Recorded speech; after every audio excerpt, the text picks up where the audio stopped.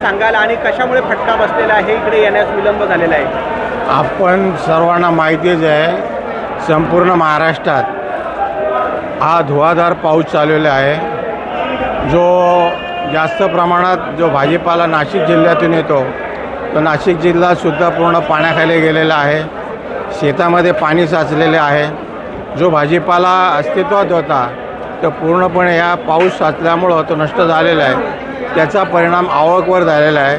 मार्केटमध्ये आवक कमी असल्यामुळं भाज्यांचे दर हे 30 ते 40% वाढलेले आहेत आणि त्यात जास्तीत जास्त वेल भाज्या ज्या आहेत त्यांचेसुद्धा दर वाढलेले आहेत.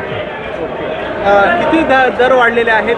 कोणत्या भाज्या महाग झालेल्या आहेत? बघा, भेंडी वाढले, वाटाणा आहे, गवार आहे, वालवड आहे, फरसबी आहे, या सर्व भाज्यांचे, शेवगा आहे, सगळ्यांचे बाजार वाढलेले आहेत.